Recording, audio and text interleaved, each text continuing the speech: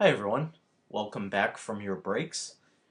I'd like to take some time now to look at your service learning projects. This is going to take a little bit longer than one of my usual critiques simply because we have entire bodies of work that we have to go over. So I'm going to separate this video into a couple different segments for you here. So to get things started, we have Kaylee's work, and Kaylee volunteered with the Buffalo Niagara River Keeper, and as we can see from this opening slide here, her images deal with the waterways and her concerns for the preservation of them. So this opening image I think is a fantastic one. We've got this graffiti in the foreground, and it's almost like this bridge is kind of desecrated with this graffiti. So sort of the purity or the cleanliness of the bridge is interrupted by this graffiti. And in a similar way, the water in the background is interrupted by the stuff, whatever that is, floating in the middle of the frame. So I think this really opens up the series by inviting the viewer to kind of take a look at Buffalo and follow this virtual line that we have leading here along the edge of the bank of the waterway here, deeper into the frame. So similarly, you're asking us to look at your series in sort of a deeper way. So I think this is really an outstanding opening image for your series. It's also interesting to look at the fact that you've chosen to do it in black and white. Black and white typically tends to give us a feeling of almost kind of like a dreamlike state, an ethereal state, or even suggest something of the past. I'm wondering if that was the best choice here, and we'll talk about color in black and white a little bit more as we get into your project here, but I think it's something that we need to bring up. Color stuff tends to be more real, more immediate. We see it as sort of in the present time, whereas with black and white stuff, again, it does tend to connote the past or the passage of time at the very least. So again, something to consider as you go along here. So I'm just gonna, you didn't give me a numbering scheme for these images, so I'm just gonna go through them in the order that they were uploaded. So our second image is a piece of rubbish that's floating in the water. Looks like you desaturated the background here and left the color in on the bag. I guess that's some pet droppings in there or whatever the case is. So I really like how the bag breaks up the pattern of leaves and the other stuff that's going on in there. So compositionally, our eye is really drawn to this bag, and I think from that perspective, it's really successful. The thing here, though, that is starting to happen is because you desaturated the background, I think the image is starting to look a little gimmicky or manufactured. It almost feels like, the sense of destruction of the landscape wasn't so much on its own, so you needed to go in and kind of manufacture something. And I'll talk about this in a second with some other photographers who work with waterways and the pollution of the waterways. But it kind of feels here this is almost sort of like a trivial thing that's floating in there. And I think the fact that you took the color out of the background, hints at the fact that, well, you needed to do something more because it on its own wasn't significant enough here. So I'm not really in support of the decision to desaturate or get rid of the color in the background there. I think you could have left it in there, and I think the problem here begins to be, is this garbage really significant enough to capture the viewer's interest or to, make them feel uncomfortable with what's going on in the environment? and again, I'm not saying here that it's okay to litter or something like that, but I just feel like, it's sort of a small thing. And I'm going to point you to another photographer named Lu Guang. He is a Chinese photographer, and he very much specializes in the pollution of the waterways here. And take a look at this image, how overwhelming the pollution is here, how you really get a sense of the destruction that's taking place in the landscape. So I feel like, your image is sort of, almost on the subtle side of that, or almost on a mild scale compared to this. I don't know the areas that you were shooting in, whether you had opportunities to do something like this, but I feel like maybe a little bit more of overwhelming pollution would have been the way to go in the capture of your images. So back to your stuff, looking at the next couple images here, I do like how you've kind of put this image on a diagonal. It's kind of tilting towards the left, and there is a certain level of tension or unease that's taking place that kind of reinforces the garbage in the shoreline there.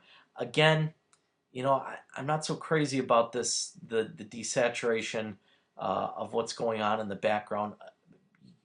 Not to beat a dead horse here, but I feel like you're almost doing that because the scene on its own wasn't significant enough. So, that's kind of where I fall on that. Now, moving towards this image, I think this is a stronger image in the sense that we introduce a human element to the frame. Again, the pollution here in the background, I mean, it's present sort of on a small scale, but boy, I'd really love to see it there on a grander scale. And again, I'm just going to go back to some of Lu Guang's work here, and notice in this image, again, we've got the human element in there, and I think, especially with Riverkeeper, boy, I'm wondering if you could have gotten some of the people or the workers in there silhouetted among the garbage and the stuff that's sort of strewn in the image, like Lu Guang has done in this image here.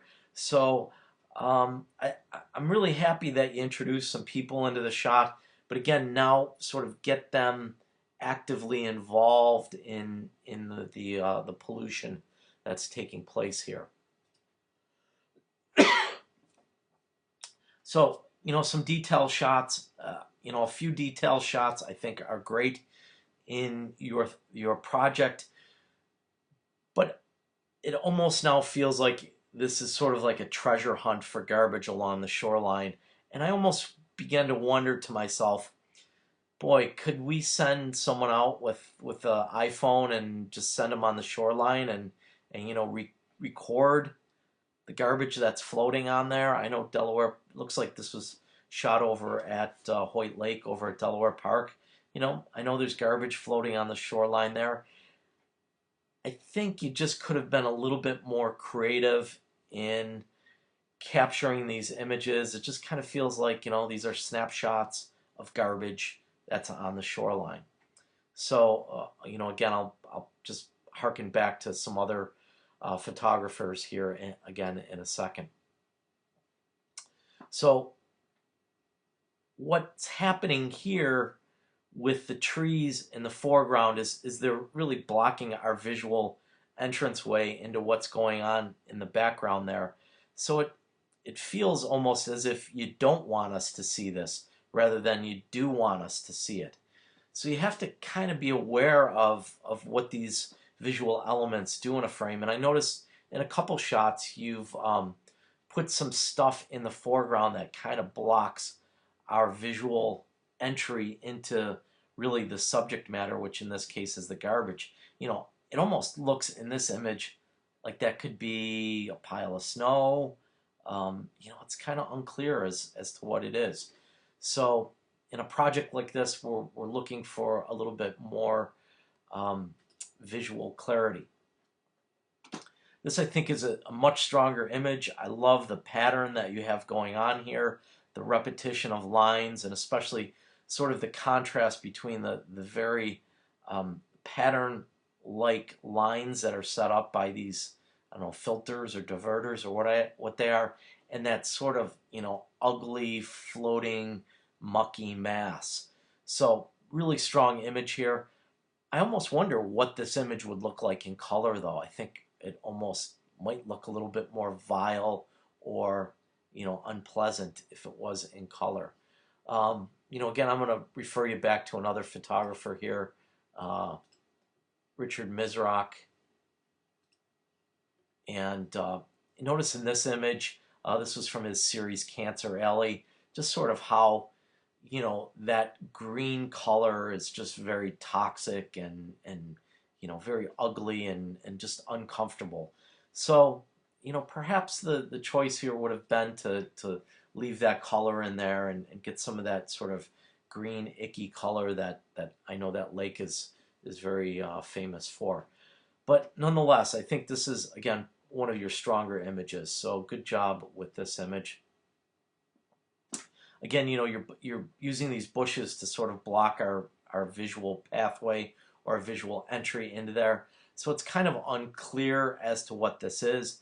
I mean, in this instance, it's a little bit more obvious that it's garbage, but still, I just feel like, it's not a very well composed image that allows the viewer to really fully embrace the impact of that garbage. It's almost like it's sort of hidden in the trees. And then our last image, Damsel in Distress. Uh, I do like this. Again, I think, having that garbage draped onto that branch, it almost has like a human quality to it. And I love your title for the image, Damsel in Distress.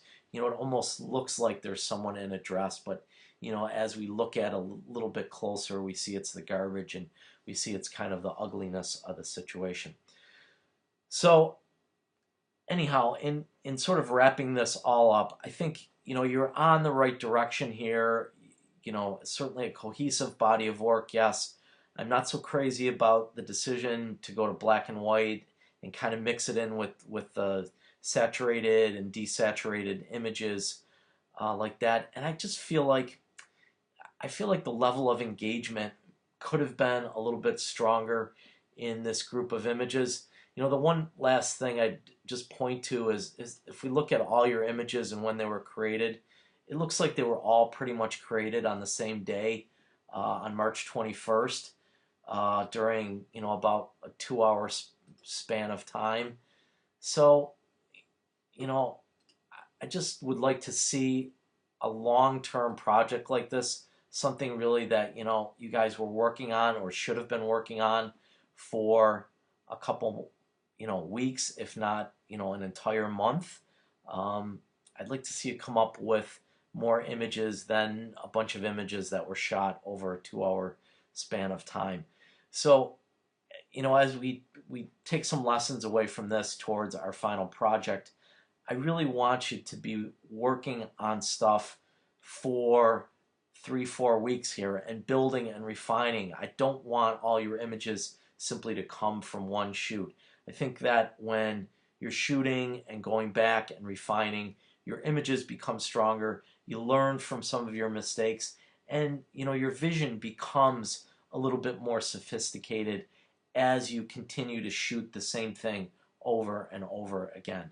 So try to engage a little bit more with whatever subject matter you pick for your final, and try to give us a little bit more variety. And in terms of black and white and color, if you're hung up on this, why don't you talk to me, shoot me an email, or we can have a dialogue in one of the discussion forums about whether you should be going black and white or color or a mixture of both and something.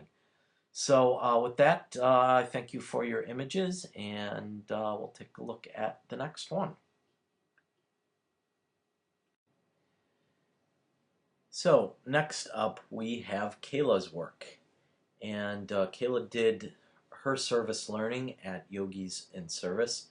And I thought before I get started with her critique, I'd just point everyone to Kaila's wonderful blog here.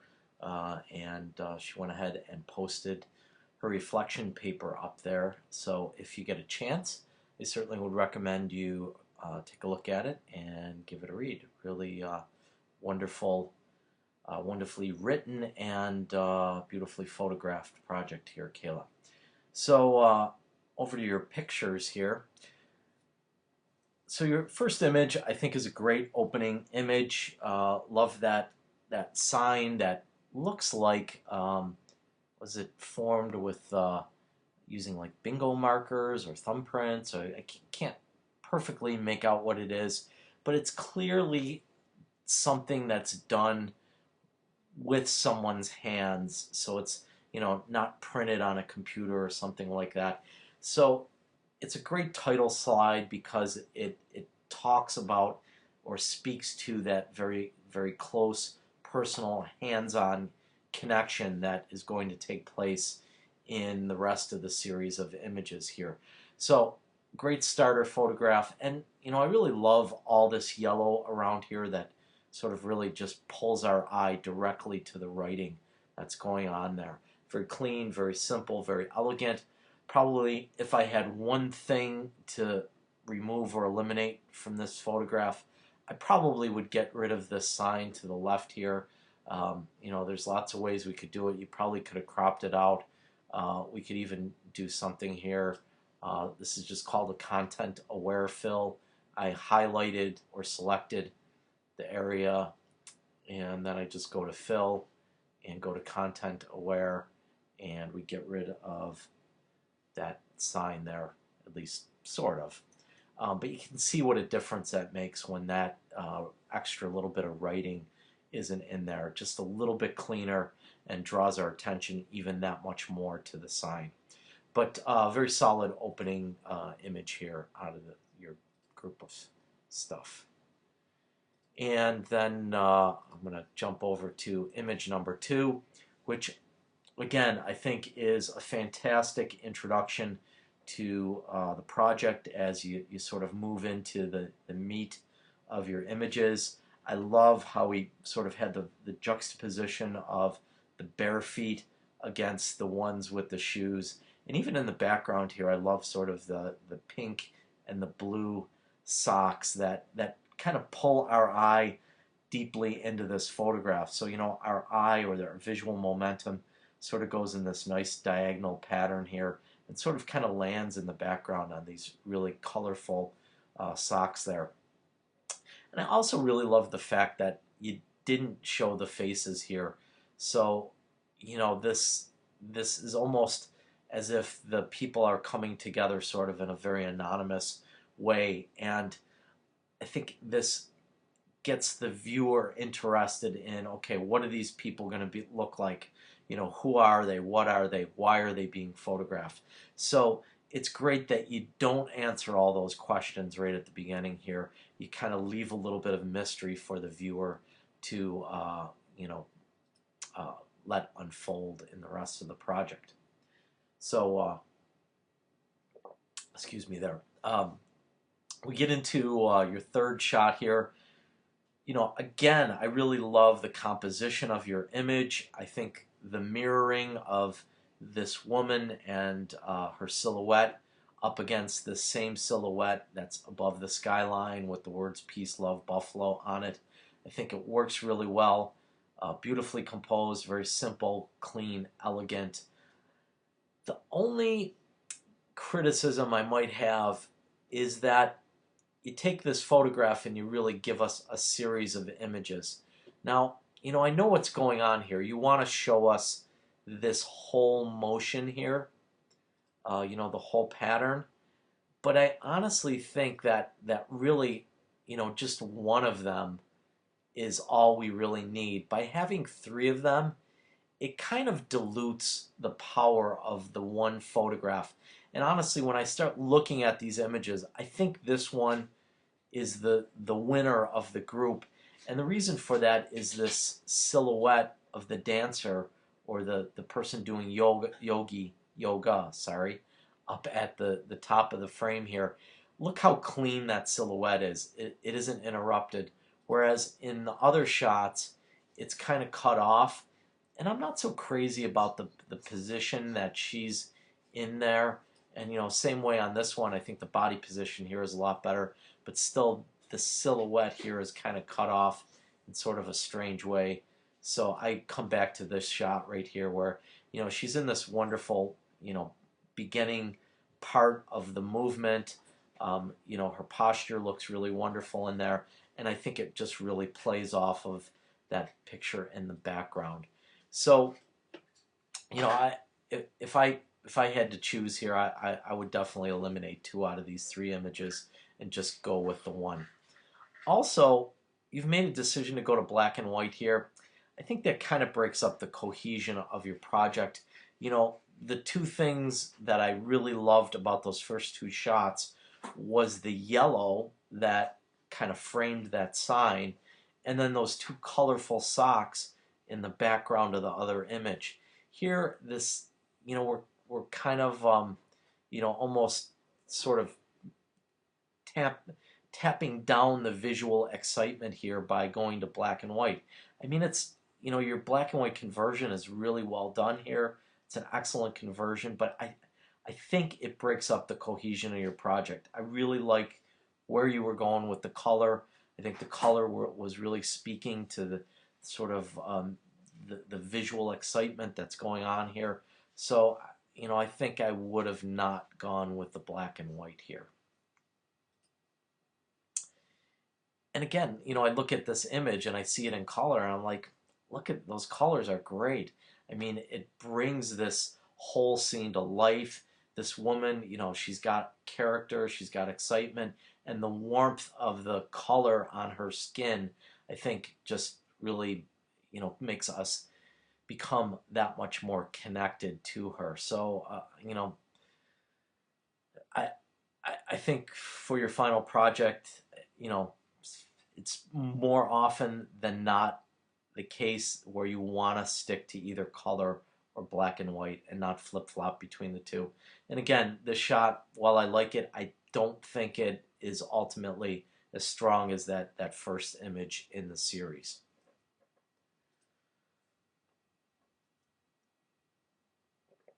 So another wonderful shot, and I think it plays off beautifully on what you had going on in the previous image. The previous image, you had that silhouette on the wall juxtaposed against the person doing yoga in the foreground.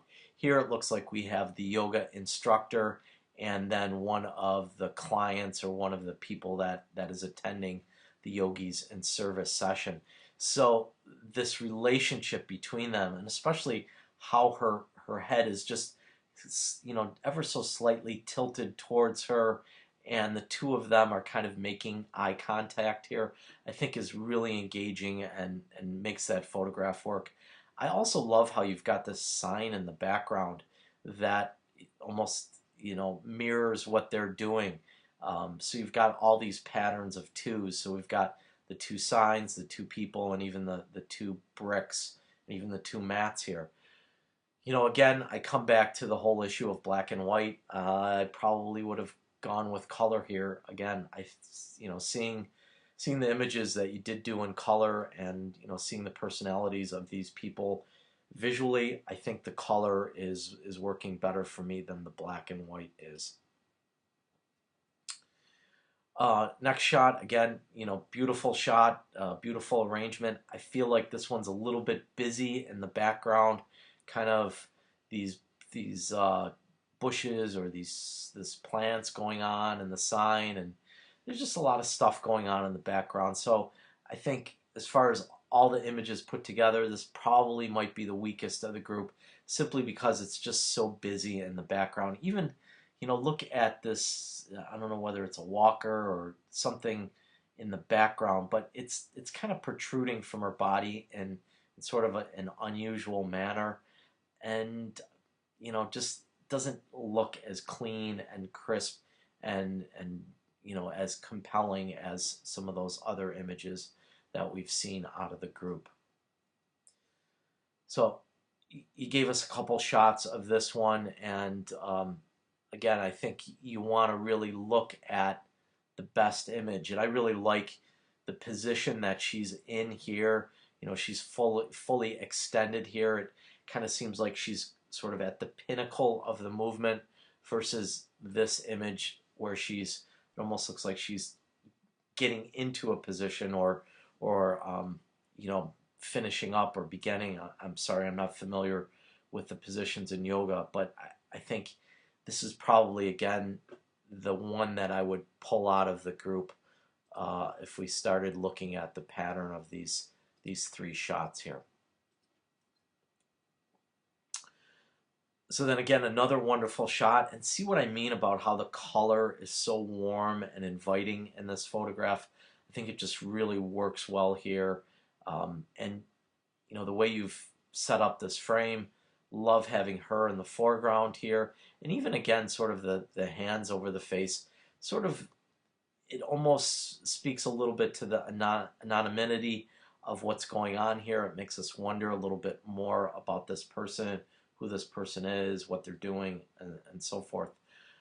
I do wish you had just kind of included a little bit more of this person's head in the background. It's kind of chopped off right at the top there. I think it would have been just a little bit cleaner to include that in there and then maybe crop out these feet over there. So just sort of having this relationship between the two of these people. And then your last image here. Again, I think I really love this foreground background relationship that you've got going on here. Sort of like if we follow the lines in this photograph, it takes us from the bottom. Remember, we typically read stuff from left to right. We've got the photograph working from the left here across her body, and it kind of goes up to here, and then works our way across this person, and then back up to that person there. So really great. This random foot here, I'm not super crazy about, but I understand that in the composition of it, it probably wasn't a way to get yourself in a position that you could have gotten it out of there. You know, of course, we can always go back to the old standby in Photoshop and just kind of content aware that out of there.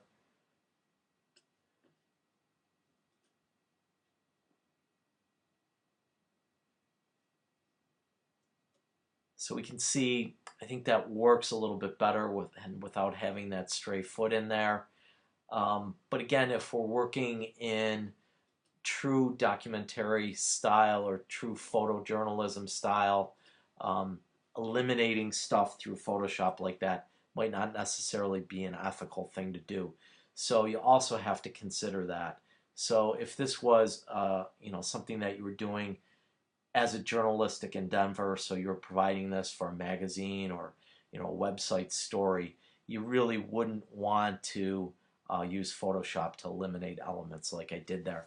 But you know, I just did it to give you an example of what the image would look like without that foot in there. So nice work here, Kaila. Look forward to seeing your final project.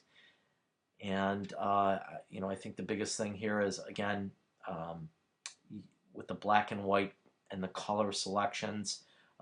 Let's talk as you start to get into your final project and maybe to make a decision about either or rather than mixing up the two. All right, take care.